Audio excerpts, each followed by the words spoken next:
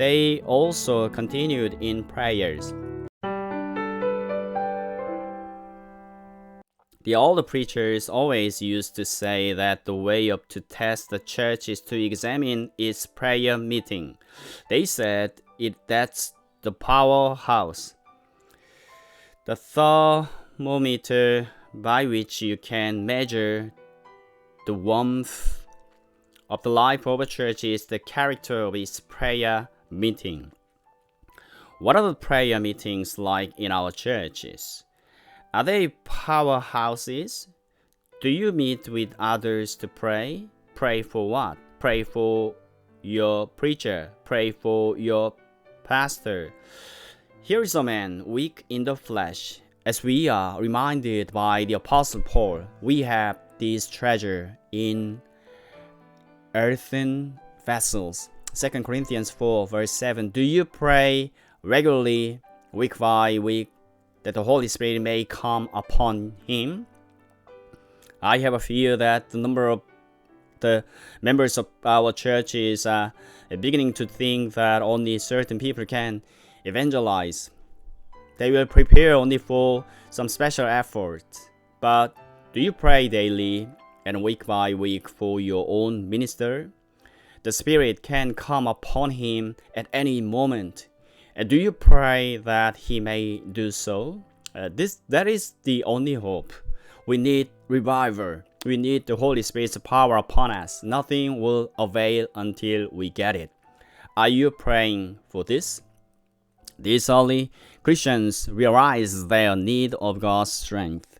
Peter, this man who had just been preaching, was only a fisherman. They knew that he needed strength, as they all did.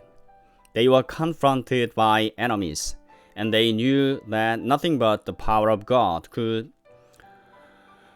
authenticate the message and do this blessed work.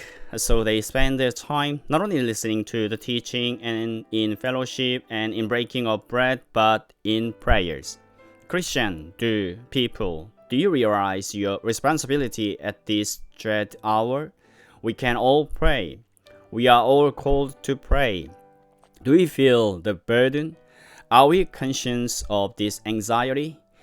It is not enough just to bemoan the evil state of the church and to condemn poor, unfortunately young people and others who are outside. That is not going to save anybody. Only one thing will save, and that is the power that came upon Peter and the others on the day of Pentecost coming upon us again. And then we will know blessed revival, Holy Spirit power, and the word will go out with an energy and force that is irresistible. But prayers are necessary.